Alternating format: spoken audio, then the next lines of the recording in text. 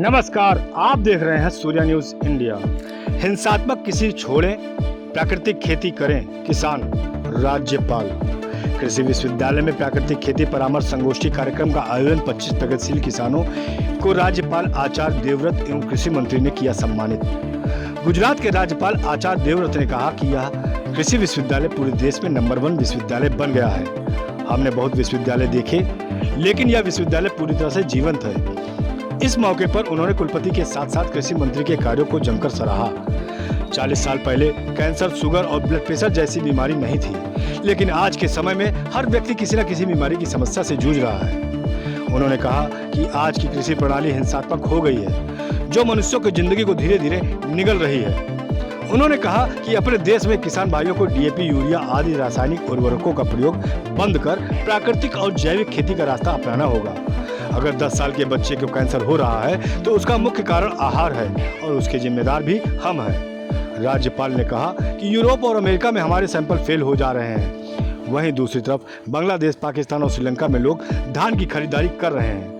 उन्होंने कहा कि हमें सही समय पर चेतने की जरूरत है। यूएनओ की रिपोर्ट के मुताबिक 40 से 50 साल में विश्व की धरती फर्श हो जाएगी और अगर किसी अनाज की पैदावार नहीं हो सकेगी। राज्यपाल ने कहा कि केचुआ धरती को उपजाऊ बनाने का कार्य करता है, लेकिन किसान अधिक उपज पैदा करने के चक्कर में रासायनिक उर्वरकों का प्रयोग कर इन्हें मारने का कार्य कर रहे हैं। यूरिया में 46% नमक होता है। धरती का ऑर्गेनिक कार्बन 0.6 हो गया है। जमीनें बंजर हो चुकी हैं। खाना, पानी और हवा सबको अशुद्ध करने में हम ही जिम्मेदार हैं। आगे भी यही हालात रहे तो आने वाली समय में इंसान बच्चे तक पैदा नहीं कर पाएगा। उन्होंने कहा कि जैविक एवं रासायनिक खेती में खर्च आएगा, लेकिन प्राकृतिक खेती करने के लिए बाजार से कुछ भी नहीं खरीदना है। घर में देसी गाय से हम प्राकृतिक खेती को कर सकते हैं। गाय के 1 ग्राम गोबर में 300 से 500 करोड़ तक सूक्ष्म जीवाणु होते हैं और छुट्टा जानवरों में इनकी संख्या और अधिक हो जाती है। किसान अगर जैविक खेती करते हैं तो 3 वर्ष के बाद किसानों को अधिक उत्पादन मिलना शुरू हो जाएगा। इस दौरान उन्होंने विश्वविद्यालय में चलाए जा रहे वृहद वृक्षारोपण अभियान की उन्होंने जमकर सराहना की। वे शनिवार को आचार्य नरेंद्र कृषि एवं प्रौद्योगिकी विश्वविद्यालय के एग्री बिजनेस मैनेजमेंट के प्रेक्षागृह में प्राकृतिक खेती पर आयोजित परामर्श संगोष्ठी में किसानों को संबोधित कर रहे थे। संगोष्ठी का शुभारंभ सभी अतिथियों ने जल भरो कार्यक्रम के साथ किया। छात्राओं ने विश्वविद्यालय कुल गीत गाकर अतिथियों का स्वागत किया। इस अवसर पर कृषि शिक्षा एवं अनुसंधान मंत्री सूर्य प्रताप शाही ने कहा कि देश भर में यह पहला विश्वविद्यालय है जिसने एक ही बार में नैक मूल्यांकन में A++ ग्रेड प्राप्त किया है। आज से कुछ समय पहले प्राकृतिक खेती के कारण हमारा देश सोने की चिड़िया के नाम से जाना जाता था। हमारे देश में काफी धन संपदा थी और प्राकृतिक उत्पाद विदेशों में जाता रहा।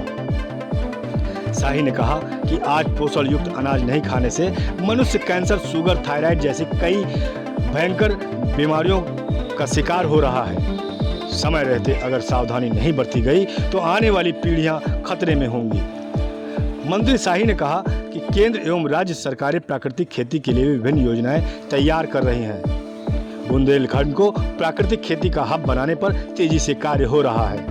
उन्होंने कहा कि आने वाले समय में मुख्यमंत्री योगी आदित्यनाथ के नेतृत्व में देश की अर्थव्यवस्था को $1 ट्रिलियन तक पहुंचाने में प्राकृतिक खेती की अहम भूमिका होगी। आज हमारा देश विदेशों को आम और अन्य उत्पाद निर्यात कर रहा है। 40 कुंटल आम अमेरिका भेजा गया है। उन्होंने कहा कृषि विश्वविद्यालय में 10 करोड़ की लागत से ऑर्गेनिक टेस्टिंग लैब बनेगा, जिसमें प्राकृतिक खेती के उत्पादों को टेस्टिंग हो सकेगी। इसके लिए किसानों को दूसरे राज्यों में नहीं जाना पड़ेगा।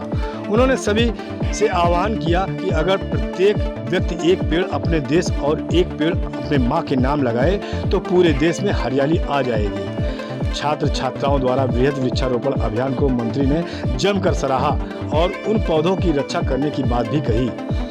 अपने स्वागत संबोधन में कुलपति डॉक्टर विजेंद्र सिंह ने कहा कि विश्वविद्यालय को पहली बार में ही नैक मूल्यांकन में A++ ग्रेड प्राप्त हुआ। यही सभी की सामूहिक परिश्रम का परिणाम है। कुलपति ने कहा कि विश्वविद्यालय में 10 एकड़ बंजर भूमि पर प्राकृतिक एवं जैविक खेती की जा रही है। जिस जगह कभी जानवर जाने से डरते थे, आज वहां फसल लहलहा रही है। उन्होंने कहा कि शिक्षा हो या शोध एवं प्रसार, सभी क्षेत्रों में विश्वविद्यालय ने अभूतपूर्व प्रगति की है। कुलपति ने कहा कि NIRF रैंकिंग में आने के बाद विश्वविद्यालय में विदेशी छात्रों का प्रवेश हुआ है। अब NAAC मूल्यांकन में सर्वोच्च ग्रेड पाने के बाद विदेशी छात्र छात्राओं की संख्या में तेजी से इजाफा होगा। इस मौके पर राज्यपाल ने प्राकृतिक खेती एवं अन्य क्षेत्र में काम करने वाले 25 प्रगतिशील किसानों को सम्मानित किया।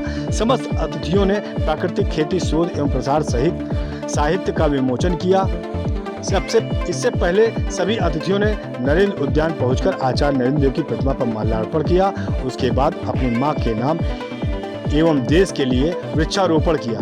राज्यपाल एवं मंत्री शाही गौ पूजन कार्यक्रम में भी शामिल हुए। इसके बाद राज्यपाल एवं अन्य अतिथिगण मुख्य कार्यक्रम स्थल पर पहुंचे, जहां किसान मेले में लगे विभिन्न स्टॉलों का भ्रमण किया। धन्यवाद ज्ञापन कृषि निदेशक जितेंद्र कुमार तोमर ने किया। कार्यक्रम का संचालन डॉक्टर सीताराम मिश्रा ने किया। इस मौके पर रुदौली विधायक रामचंद्र यादव, बीजेपी जिला अध्यक्ष संजीव सिंह, जिला पंचायत अध्यक्ष अयोध्या रोली सिंह, किसान, शिक्षक, वैज्ञानिक सहित जिले से पहुंचे अन्य प्रशासनिक अधिकारी कार्यक्रम में उपस्थित रहे। अयोध्या से Diwakar Chand, bureau report, Surya news India.